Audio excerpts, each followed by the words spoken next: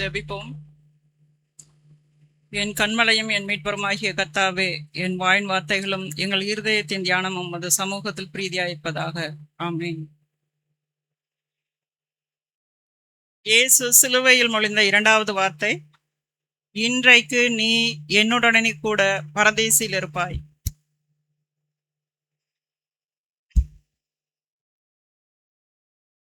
இது ஒரு மனம் திரும்புதலுக்கான ஒரு பதில், an answer to repentance. So இந்த சம்பவம் மத்தேயு, மார்க்கு, லூக்கா, யோவான் 4 சுவிசேஷங்களிலும் விவரிக்கப்பட்டிருக்கிறது. குறிப்பாக மத்தேயு, மார்க்கு ஒரே மாதிரி தான் அதை விவரித்திருக்கிறார்கள்.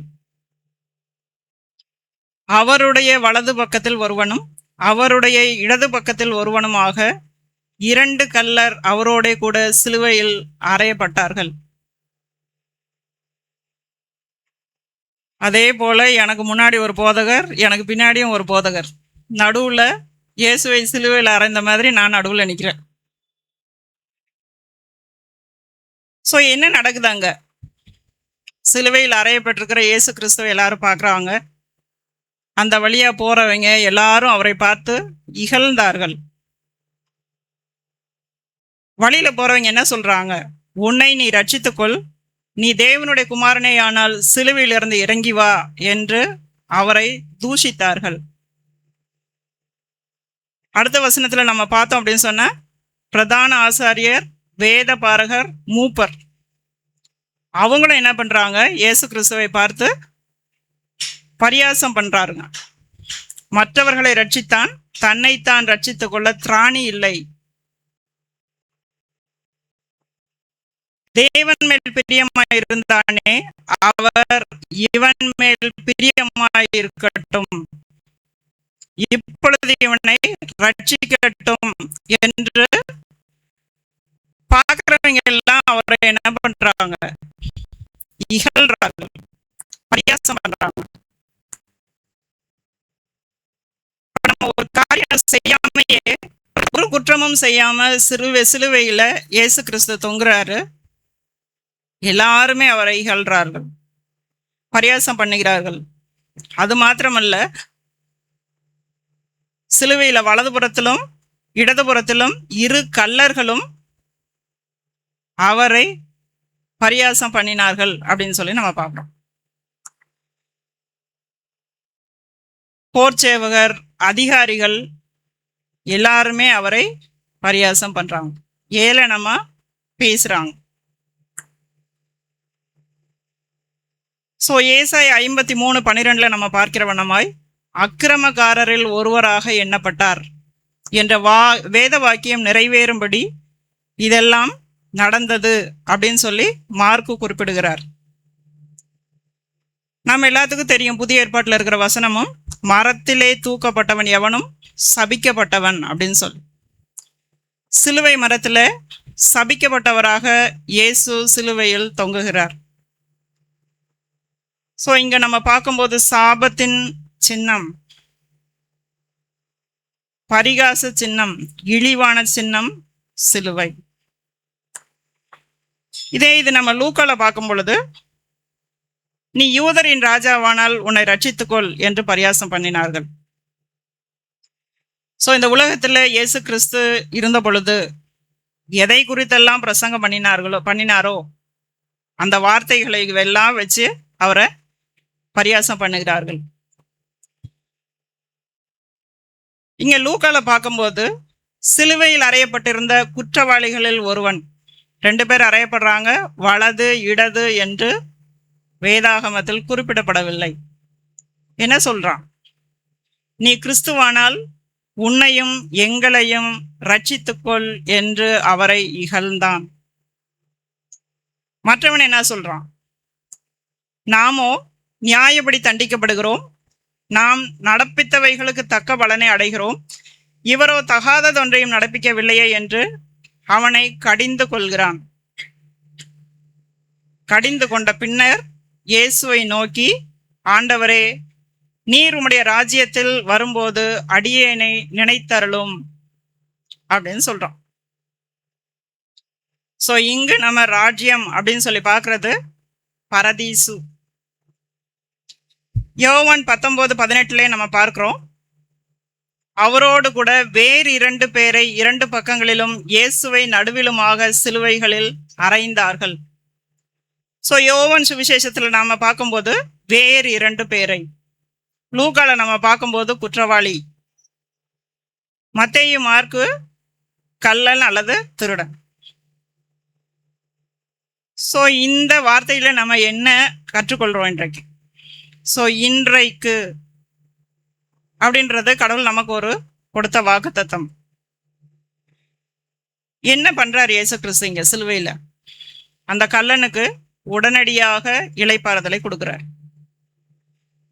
இளைப்பாறுதல் மட்டுமல்ல, எதிர்கால நம்பிக்கையை மாத்திரமல்ல, உடனடியான மன்னிப்பையும் இயேசுவோடு கூட இருப்பதையும், ஈவன் அவனுடைய மரணத்திலும் இதை நமக்கு விளக்குகிறார். அடுத்ததாக நாம் பார்க்கும் பொழுது ரட்சிப்பு.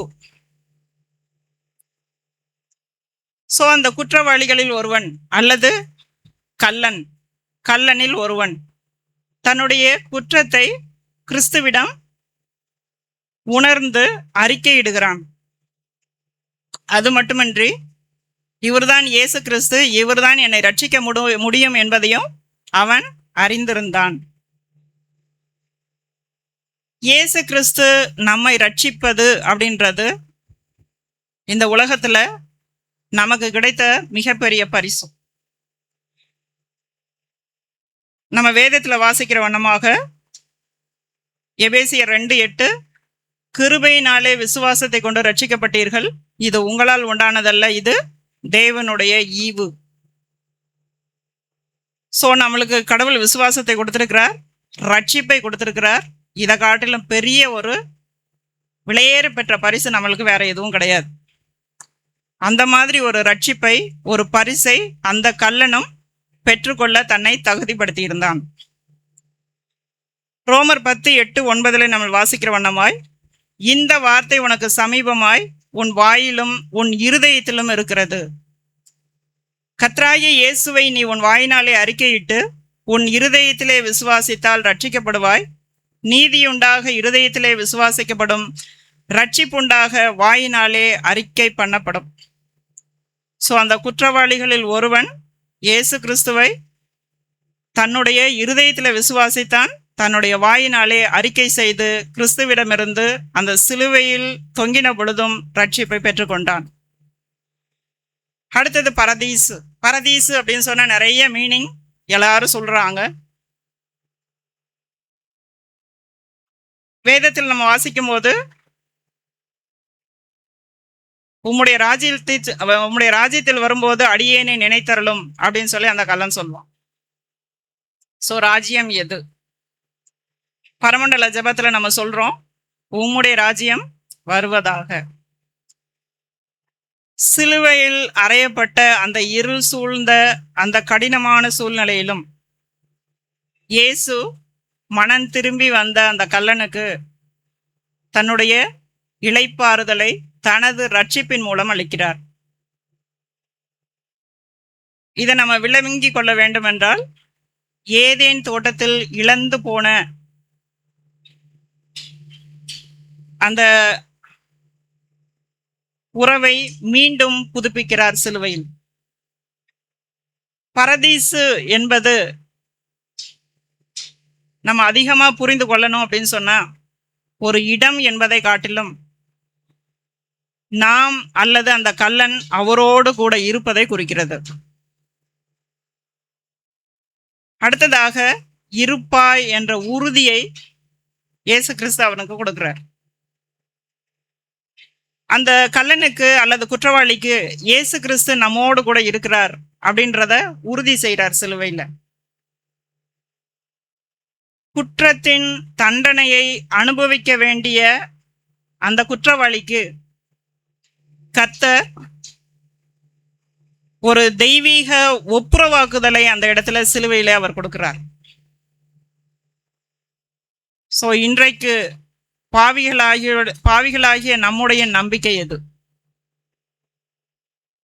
நாம் ரட்சிப்படைய பழைய பாவம் என்கிற இருள் நமக்கு தடை இல்லை.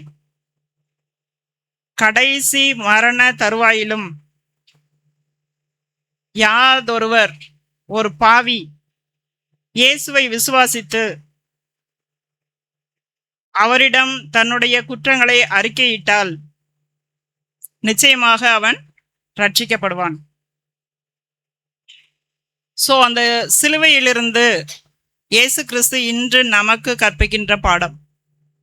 ஸோ அவர் நமக்கு சிலுவையின் ராஜாவாக, ரட்சிப்பின் ராஜாவாக நமக்கு வெற்றியை இந்த சிலுவையின் மூலமாக அளித்திருக்கிறார்.